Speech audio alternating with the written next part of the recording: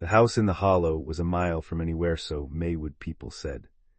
It was situated in a grassy little dale, looking as if it had never been built like other houses, but had grown up there like a big brown mushroom. It was reached by a long green lane and almost hidden from view by an encircling growth of young birches. No other house could be seen from it, although the village was just over the hill. Ellen Greene said it was the lonesomest place in the world, and vowed that she wouldn't stay there a day if it wasn't that she pitied the child. Emily didn't know she was being pitied, and didn't know what lonesomeness meant. She had plenty of company. There was Father and Mike and Saucy Sal. The Wind Woman was always around, and there were the tree Dev and the Rooster Pine and all the friendly lady-birches. And there was the Flash, too. She never knew when it might come, and the possibility of it kept her ethereal and expectant. Emily had slipped away in the chilly twilight for a walk. She remembered that walk very vividly, all her life perhaps, because of a certain eerie beauty that was in it, perhaps because the Flash came for the first time in weeks, more likely because of what happened after she came back from it. It had been a dull, cold day in early May, threatening to rain, but never raining. Father had lain on the sitting-room lounge all day. He had coughed a good deal, and he had not talked much to Emily, which was a very unusual thing for him. Most of the time he lay with his hands clasped under his head, and his large, sunken, dark blue eyes fixed dreamily and unseeingly on the cloudy sky that was visible between the boughs of the two big spruces in the front yard of Dev. They always called those spruces, because of a whimsical resemblance Emily had traced between their position with reference to a small apple tree between them and that of Adam and Eve, and the tree of knowledge in an old-fashioned picture in one of Ellen Greene's books. The tree of knowledge looked exactly like the squat little apple tree, and Adam and Eve stood up on either side, as stiffly and rigidly as did the spruces. Emily wondered what Father was thinking of, but she never bothered him with questions when his cough was bad. She only wished she had somebody to talk to. Ellen Greene wouldn't talk that day either. She did nothing but grunt, and grunts meant that Ellen was disturbed about something. She had grunted last night after the doctor had whispered to her in the kitchen, and she had grunted when she gave Emily a bedtime snack of bread and molasses. Emily did not like bread and molasses, but she ate it because she did not want to hurt Ellen's feelings. It was not often that Ellen allowed her anything to eat before going to bed, and when she did it meant that for some reason or other she wanted to confer a special favor. Emily expected the grunting attack would wear off overnight, as it generally did, but it had not, so no company was to be found in Ellen. Not that there was a great deal to be found at any time. Douglas Starr had once in a fit of exasperation told Emily that Ellen Greene was a fat, lazy old thing of no importance, and Emily, whenever she looked at Ellen after that, thought the description fitted her to a hair. So Emily had curled herself up in the ragged, comfortable old wing chair and read the Pilgrim's Progress all the afternoon. Emily loved the Pilgrim's Progress. Many a time had she walked the straight and narrow path with Christian and Christiana, although she never liked Christiana's adventures half as well as Christian's. For one thing, there was always such a crowd with Christiana. She had not half the fascination of that solitary, intrepid figure who faced all alone the shadows of the dark valley and the encounter with Apollyon. Darkness and hobgoblins were nothing when you had plenty of company. But to be alone, Emily shivered with the delicious horror of it. When Ellen announced that supper was ready, Douglas Starr told Emily to go out to it. "I don't want anything tonight. I'll just lie here and rest. And when you come in again, we'll have a real talk, Elfkin." He smiled up at her, his old beautiful smile, with the love behind it that Emily always found so sweet. She ate her supper quite happily, though it wasn't a good supper. The bread was soggy and her egg was underdone, but for a wonder she was allowed to have both Saucy Sal and Mike sitting one on each side of her, and Ellen only grunted when Emily fed them wee bits of bread and butter.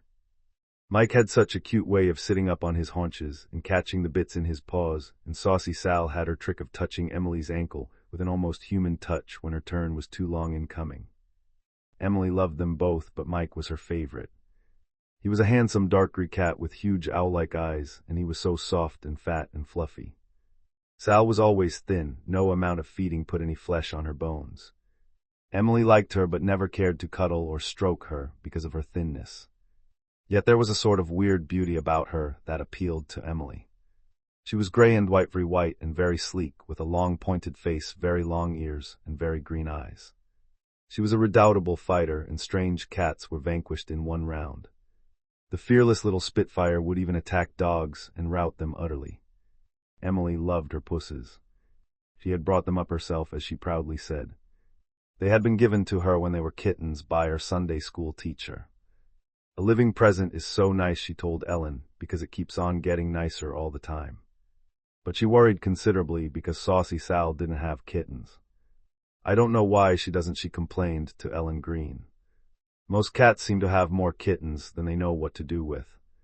After supper, Emily went in and found that her father had fallen asleep.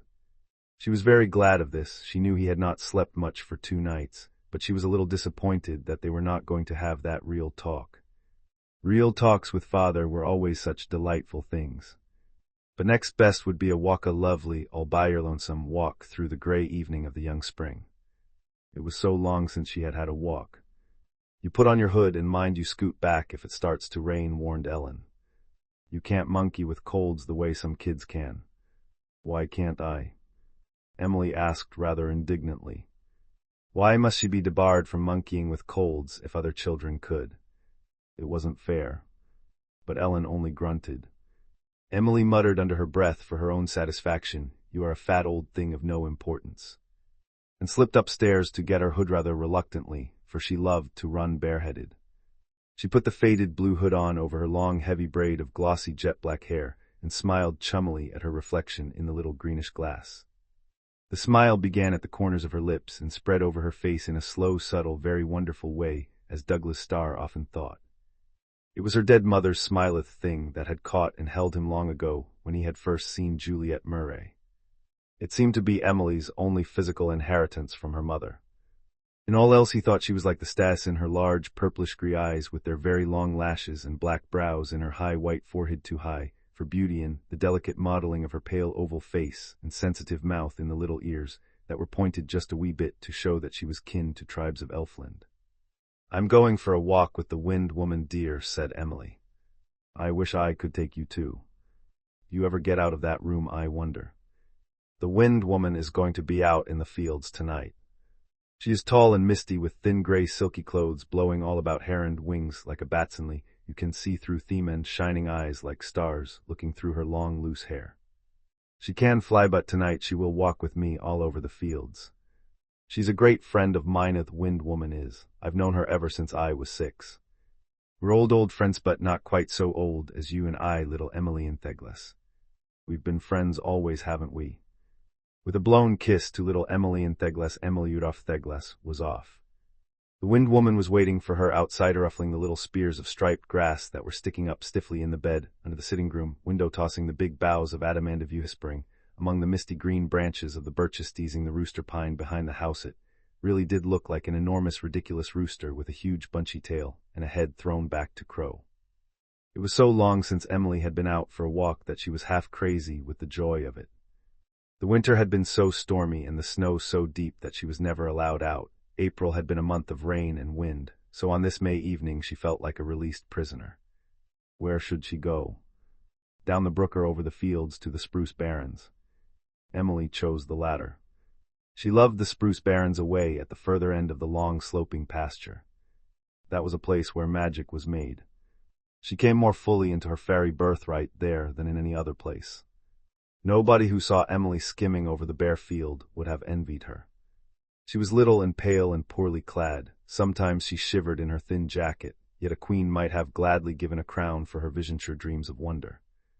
The brown frosted grasses under her feet were velvet piles.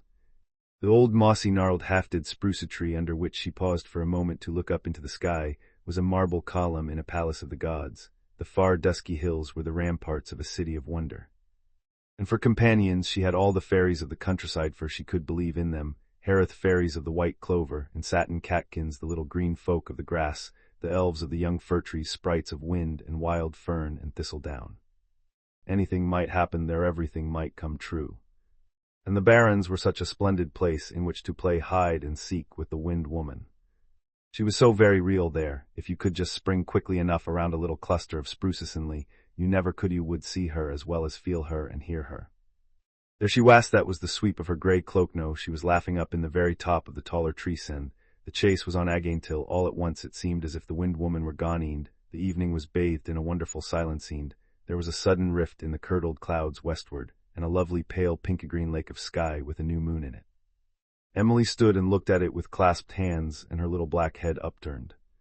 She must go home and write down a description of it in the yellow account book, where the last thing written had been Mike's biography. It would hurt her with its beauty until she wrote it down.